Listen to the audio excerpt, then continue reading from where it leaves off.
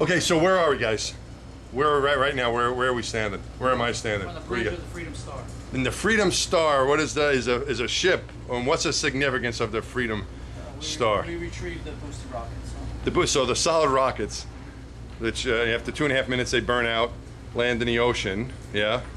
And you guys go and fetch them. We get one, and then the Liberty Star gets the other. So one apiece. Right. So the Liberty Star is out there. Right. Is that over here? Yep. So we got the Liberty Star, and this is the Freedom Star. Yes. Okay. Is that the only thing that these ships do is recover solid rockets, or do they do? No, we also look at where we get the external tank. You get the external tank? Barge, yeah, we tow the barge. Okay, you tow the okay. So that's from Michoud.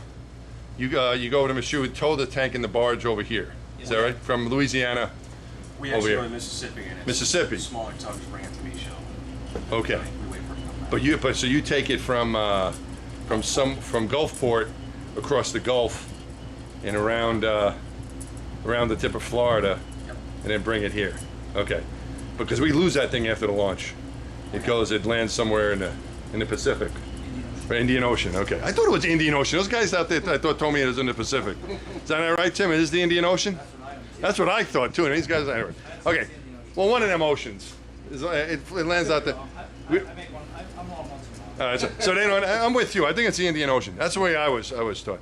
Okay, so that thing lands there. You never get it again.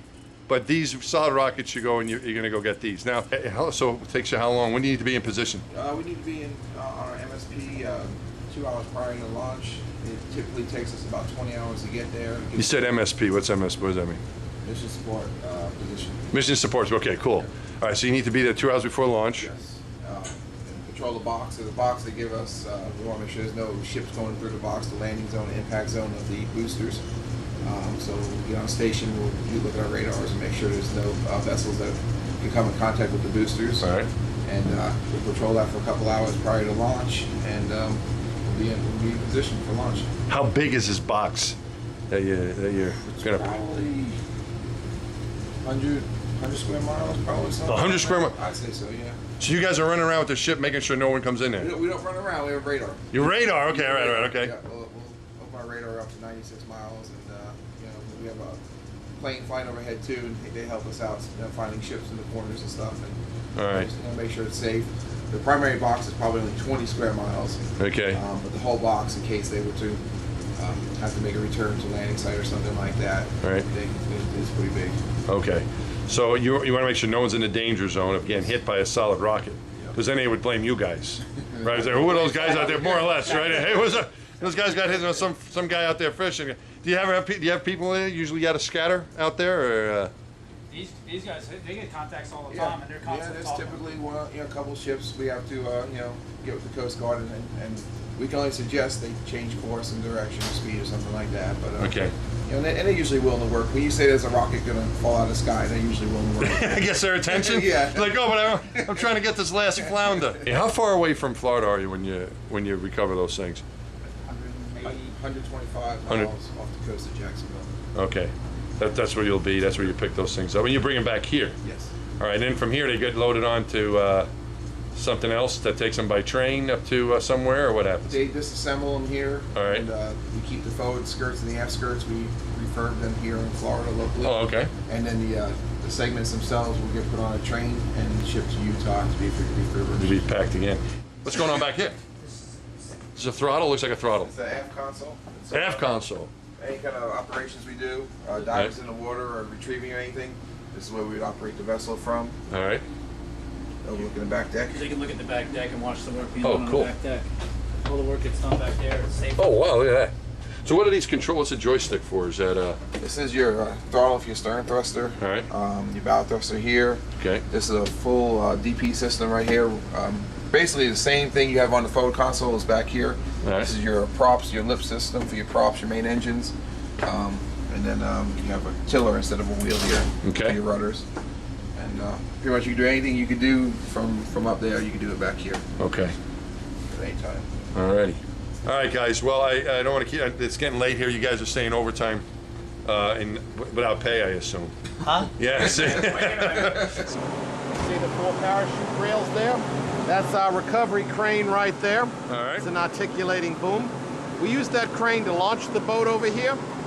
and also to recover the frustrum. The frustrum is the large cone that goes on the top of the solid rocket booster. Those two devices on the port quarter over there are called diver-operated plugs, or EDOPs. Our divers are going to take those down to a depth of over 100 feet, position them under the booster. The booster is going to be in a vertical manner with the aft skirt open to the ocean. They're going to stick one of those plugs into the open nozzle. We're going to connect an air hose from this hose reel over here. We're going to pump all the water out of that booster. It's going to rise up out of the water, fall over on its side. We're going to connect to the parachute shroud lines, and we're going to tow it in using the ship's tow winch right here. Right there. We're going over to the Liberty Star next. All right.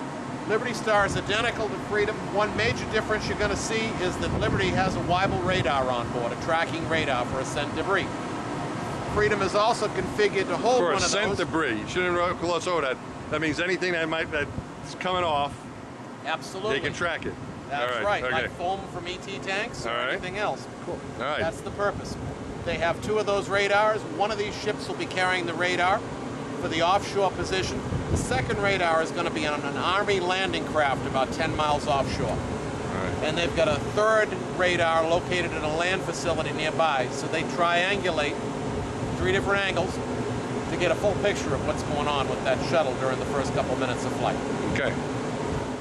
So this thing looks for debris coming down from the external tank or from, and how much range is it to protect you guys or to protect anybody who might be in the area, right? If something's coming down. That's actually to give NASA an early heads up on any problems on the orbiter. I see. Now that's something of interest. That's Is that a recompression chamber. Is this for your divers? Absolutely. Okay. How many divers you have go out there with you? We have 8 on each ship. 8 on each ship. Yeah, we've got some really talented guys here. Our core group are diver EMT paramedics. Wow. We borrow divers from throughout the company for the United Space Alliance. We have engineers, we have technicians, we have welders. That's their hat on the beach. Yeah. When we go to sea, they're our recovery guys. Right. They're also trained divers. They're also trained to operate that hyperbaric chamber operation. Chamber, right in. Now, what we're real proud of is they've achieved world-class status. They have among the best safety records of any dive group in the world, and that's a big deal. You wouldn't expect anything less from NASA, would you? No, you would not. Yeah. You compare us to commercial, or compare us to the Navy or anybody else, we're top dogs. Equal at best. What do you think of that, Navy? All right. Cool. But it's just amazing, David, you know, all the different disciplines that come into the space program. You know, it's not just a bunch of aerospace guys. You know, it's No, it isn't. yeah. A lot of professional mariners here, and Yeah. technicians. You got your kitchen right here. Mess deck and galley, yep. All right, so this is where all the cooking goes on. You guys eat pretty well on the ship? Very well. Yeah, what do they feed you? What's a typical dinner? You ever get a burger? You can get burgers, steaks, pork chops, got it all. Regular food. Yep. Regular food. All right. It's like a nice place to hang out down here. Good place. Very comfortable. Very comfortable. All right. Well, thanks, Bill. Good luck with whatever you're studying there. What is that stuff? Appreciate it. What do you got? Are you working on something? You going to school? Managerial accounting, Managerial accounting? not fun at all. Not fun. That's all right. Just get through the class. The fun comes later. Yeah. School isn't necessarily fun. Yep. Hear that, kids? School isn't necessarily fun. But it should be fun. The teachers will kill me. But it's better afterwards. It'll get better, yeah. All right, well, good luck. Appreciate All it. right, man. All right. Watch your step. All right.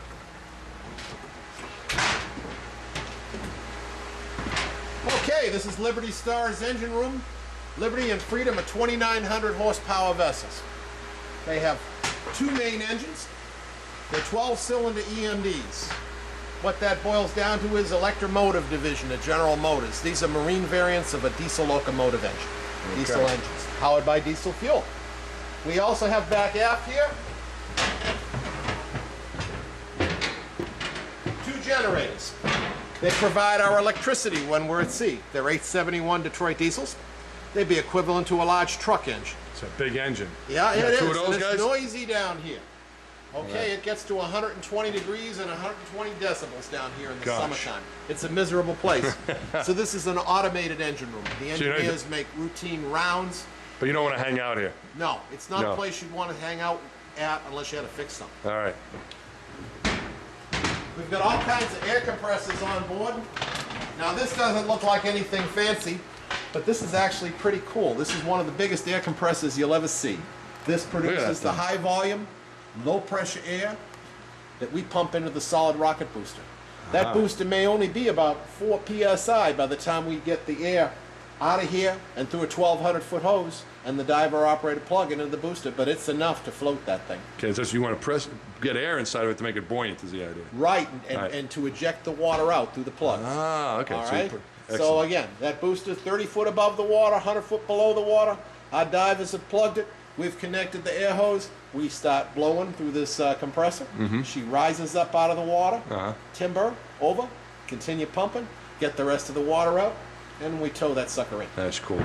Engineer's workshop. Stuff breaks. This is where they come to fix it. They got everything from lathes to every tool imaginable to keep things running.